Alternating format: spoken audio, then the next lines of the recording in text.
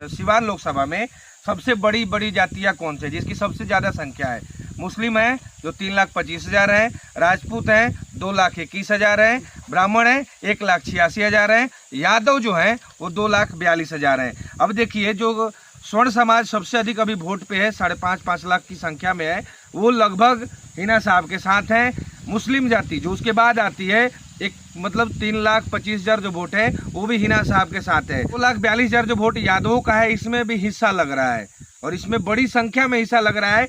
ब्राह्मण में भी हिस्सा लग रहा है, मुस्लिम में भी हिस्सा लग रहा है, लेकिन इसमें कम सेंधमारी है और यादवों में ज्यादा सेंधमारी है। अब ये बता देते हैं आपको कैसे है।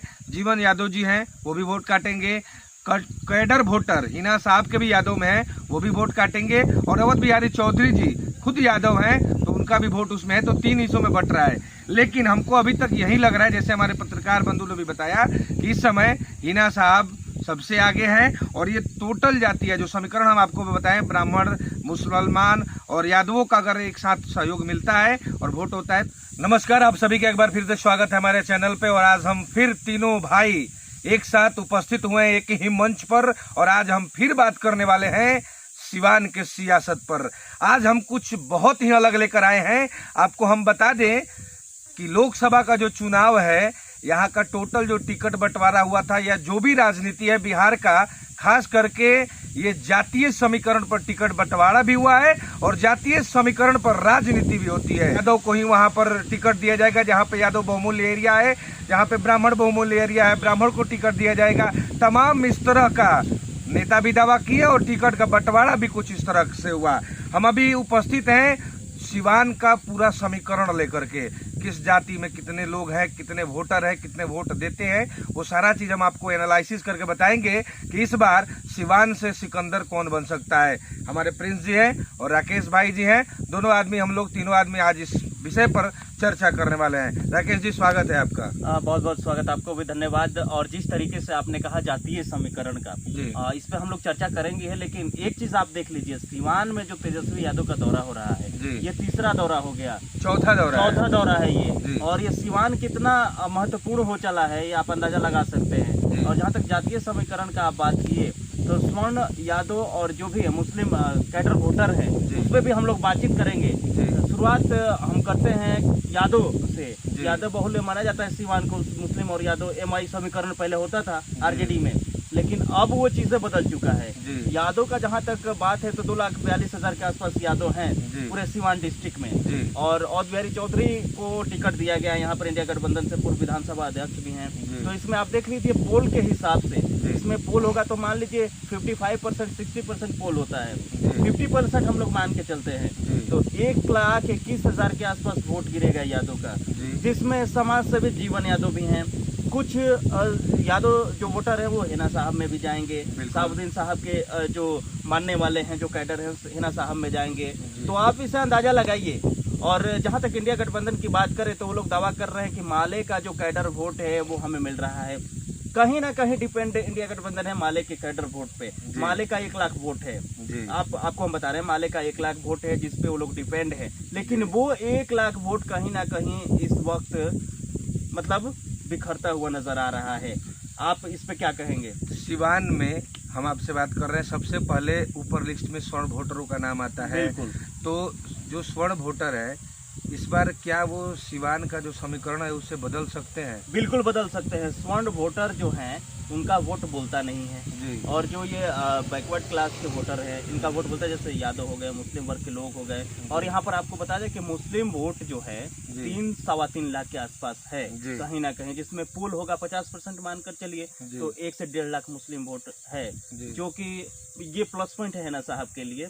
और कहीं ना कहीं इसमें अगर कुछ आरजेडी के वोटर हैं, मैं इसमें कहीं दो राय नहीं है कि आरजेडी का वोट नहीं जाएगा, वोट जाएगा आरजेडी का, लेकिन जो स्वर्ण वोटर हैं और स्वर्ण जो आप बात कर रहे हैं स्वर्ण वोटर का, वो कहीं ना कहीं डिसाइड कर रहा है सिवान सीट को। वो जिधर जा रहा है वही सीट निकल रहा है। और आप देख ही रहे हैं कि स्वर्ण के लोग, जो ब्राह्मण राजपूत वर्ग के लोग हैं, भाई साहब, वो लोग हैं जो वो किधर उनका झुकाव है ही। अच्छा, जो आरजेडी के ये अवध बिहारी चौधरी जी हैं, इनके साथ कौन कौन जाति के लोग अभी वोट कर सकते हैं या करते आ रहे हैं आरजेडी को?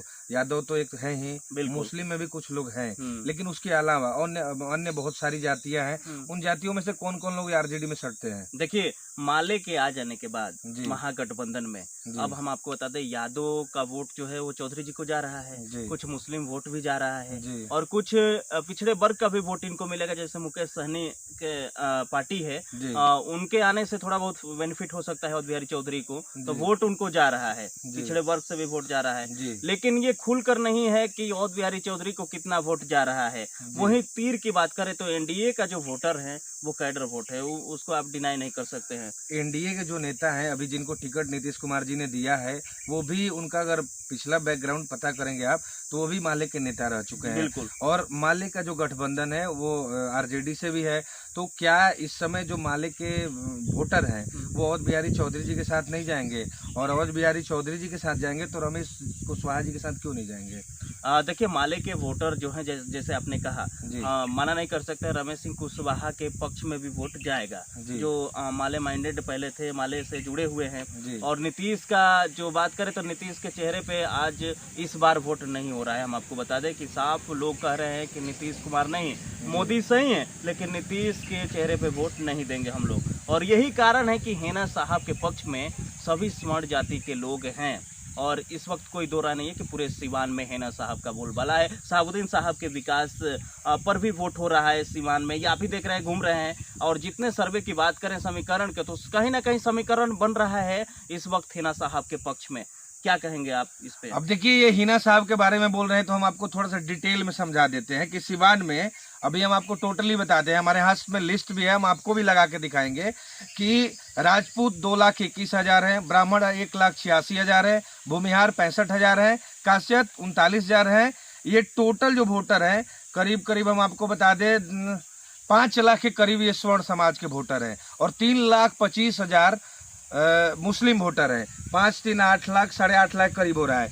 अगर इसमें 50% की बात करें, लगभग 4 साढ़े 4 लाख वोट अगर हिना साहब के पक्ष में पड़ता है, तो ये जो टोटल बैकग्राउंड है उसमें 50,000 हटा दीजिए, क्योंकि मुस्लिम वोटर जो है कुछ आरजेडी को देंगे जी, तो 25-30 हजार वोट हटाइए। मान लीजिए 4.5 लाख नहीं, हम 4 लाख अगर लेके चलते हैं, मुस्लिम और ब्राह्मण वोट टोटल लेकर के चलते हैं, तो क्या लगता है सीमान का समीकरण हिना साहब के साथ सही बैठ सकता है? बिल्कुल बैठ सकता है, बैठ सकता है, बशर्ते ये जो अंतिम दिन जो पसा पलटता है वो चीजें वो खेला ना हो। मोदी अगर आ जाए सीमान में, मोदी जी आ भी रहे हैं 21 तारीख को मोदी जी आ रहे हैं। मोदी जी के आने के बाद उसके अगले 2 दिन में ये डिसाइड हो जाएगा कि सीवान सीट किधर जा रहा है, ये हम आपको बता रहे हैं। अब प्रिंस जी भी हैं हमारे साथ, प्रिंस जी से। सीवान लोकसभा में 6 विधानसभा है, 6 विधानसभा में से उनके अब समझ जाइए कि कितने विधायक हैं।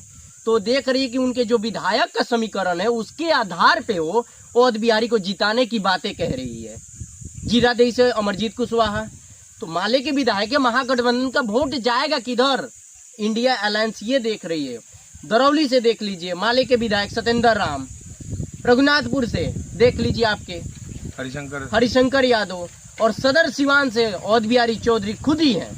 तो आप इस बात को समझ लिए, इस पे अवध बिहारी चौधरी की जो पार्टी है दावा कर रही है जीत की, लेकिन जो समीकरण बनता हुआ दिख रहा है। जी, हम आपसे कहना चाहेंगे कि ये जो आप सीट गिनवाए हैं विधानसभा का, कहीं ना कहीं इसमें सबसे बड़ा योगदान साहब परिवार का है, ये भी बात आप मत भूलिए।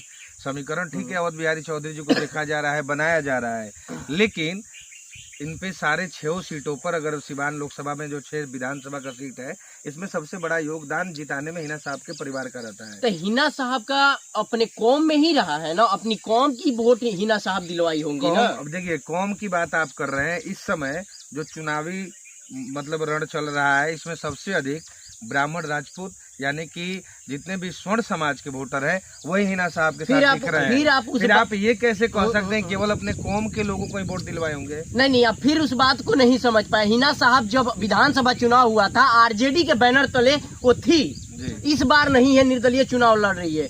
तो उस बार जो मुसलमान वोटर थे आरजेडी को वोट करते थे, जो हिना साहब के कट्टर समर्थक थे वो भी, लेकिन इस बार वो आरजेडी को नहीं करेंगे। तो आरजेडी का जो नीति बना है, उनके विधायक जितने हैं गठबंधन के, उनके द्वारा कि इनका इधर से विधायक है तो इधर से इतना वोट मिल जाएगा, उधर से उतना वोट मिल जाएगा। लेकिन जो इस बार की परिस्थितियां बनी हुई है, जिस प्रकार से 3 लाख से ज्यादा मुसलमान का समीकरण है, तो कम से कम 75% सिवान में मुसलमानों का वोट होगा, पोल गिरेगा, ये बात सुनिश्चित है। और 75% में से 50% अकेले हिना साहब को वोट जाएगा। इतना दावा के साथ, इतना दावा, हाँ। तो अगर यही जातीय समीकरण की हम लोग बात कर रहे हैं, तो मैं यही पूछ रहा हूँ आपसे कि आपने बोला कि 3,25,000 मुस्लिम वोटर हैं, उसमें 75% हिना साहब को, मतलब मुस्लिम पोल होगा। पोल होने के बाद 50% वोट हिना साहब के पक्ष में गिरेगा। तो मान लीजिए कि 3,25,000 में से 50% हिना साहब को मिला, 5 लाख के करीब स्वर्ण वोटर है, उसमें से कितना हिना साहब को मिल सकता है? देखिए अभी की जो परिस्थितियां है हिना साहब के पक्ष में स्वर्ण वोटरों का, लेकिन जो 5 लाख करीब है, 5 लाख हिना साहब को कहीं मिलने नहीं जा रहा है जी। क्योंकि स्वर्ण जो राजनेता है वो भी पार्टियों के शीर्ष नेतृत्व कर रहे हैं, तो कहीं ना कहीं उनका भी पैठ है समाज के बीच में। मोदी जी आएंगे, उनके नाम पे कुछ लोग वोट देते हैं, उनके काम पे वोट देते हैं। मंगल पांडे हैं, ब्राह्मणों का नेता है, तो ब्राह्मणों का नेता है तो कुछ तो वोट काटेंगे ही, कितना भी ब्राह्मण नाराज हो उनका वोट तो काटेंगे। करीब 2-2.5 लाख के करीब ब्राह्मण भी है, तो 2.5 लाख के अगर करीब ब्राह्मण है, तो अगर मान लीजिए इसमें 60 से 70% इसमें भी पोल होगा, ब्राह्मणों में भी 60 से 70% पोल होगा। 60-70% अगर पोल होगा जी। तो अभी किसका पलड़ा भारी होगा, ये मैं जानना चाहता हूँ। एकदम सीधा और सटीक चीज बताइए कि 5 लाख इधर, 3.5 लाख इधर, लगभग 8.5 लाख करीब हो रहा है। 8.5 लाख में अगर 75% वोटिंग होती है और जिसमें 50% हिना साहब को जाती है, जैसे कि आप बता रहे हैं, तो बाकी जो जाति के लोग हैं अगर एक तरफ भी कहीं जाते हैं तो पोल किसका आगे बढ़ेगा, कौन आगे होगा सिवान से? अभी का जो दृश्य सिवान लोकसभा का दिख रहा है वो हिना साहब के पक्ष में दिख रहा है। जैसे हमारे साथी पत्रकार ने भी बताया कि हिना साहब के साथ जो स्वर्ण वोटर है काफी अहम भूमिका निभा रहे हैं, और स्वर्ण वोटर अगर थोड़ी सी भी अलग माइंडेड बन जाता है चुनाव से पहले, तो परिस्थितियां सिवान की फिर से बिगड़ जाए। यानी कि इस समय सिवान का जो सिकंदर बनाने का सबसे बड़ा हाथ है वो स्वर्ण समाज के हाथ में है। वही चाहेगा तो किसी को वहां बैठा सकता है और किसी को चाहेगा तो गिरा सकता है। अभी हाँ बिल्कुल आपने ये सही कहा कि सिवान का अगर कोई सिकंदर बनेगा तो किंग मेकर जो है अभी स्वर्ण जाति है, क्योंकि अपनी अपनी जातियों के नाम पे औध बिहारी चौधरी जिस पार्टी से हैं, जो अनुसूचित जाति के जो लोग होते हैं, SC ST होते हैं, जो OBC होते हैं, खास करके वो औध बिहारी चौधरी को ही वोट देंगे, कुछ उसमें से नीतीश कुमार को वोट देंगे।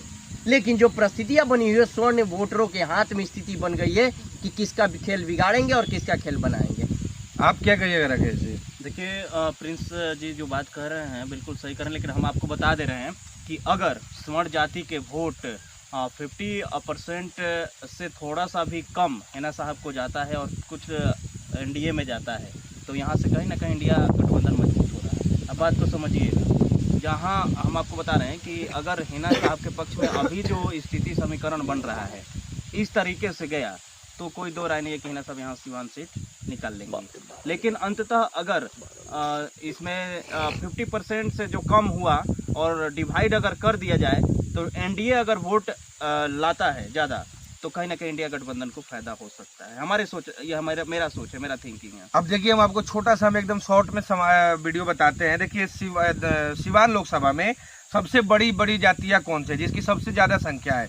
मुस्लिम है जो 3,25,000 है, राजपूत हैं 2,21,000 है, ब्राह्मण है 1,86,000 है, यादव जो है वो 2,42,000 है। अब देखिए जो स्वर्ण समाज सबसे अधिक अभी वोट पे है, 5.5 लाख की संख्या में है, वो लगभग हिना साहब के साथ है। मुस्लिम जाति जो उसके बाद आती है, एक मतलब 3,25,000 जो वोट है वो भी हिना साहब के साथ है। 2,42,000 जो वोट यादवों का है, इसमें भी हिस्सा लग रहा है और इसमें बड़ी संख्या में हिस्सा लग रहा है। ब्राह्मण में भी हिस्सा लग रहा है, मुस्लिम में भी हिस्सा लग रहा है, लेकिन इसमें कम सेंधमारी है और यादवों में ज़्यादा सेंधमारी है। अब ये बता देते हैं आपको कैसे है। जीवन यादव जी हैं, वो भी वोट काटेंगे। कैडर वोटर हिना साहब के भी यादव में है, वो भी वोट काटेंगे। और अवध बिहारी चौधरी जी खुद यादव हैं, तो उनका भी वोट उसमें है, तो 3 हिस्सों में बट रहा है। लेकिन हमको अभी तक यही लग रहा है, जैसे हमारे पत्रकार बंधु ने भी बताया, कि इस समय हिना साहब सबसे आगे हैं। और ये टोटल जाति है, जो समीकरण हम आपको बताएं, ब्राह्मण, मुसलमान और यादवों का अगर एक साथ सहयोग मिलता है और वोट होता है, तो हिना साहब यहाँ का सिकंदर बन सकती है। बाकी आपकी राय क्या है, कौन यहाँ से बन सकता है सिकंदर, जरूर बताइएगा। नमस्कार।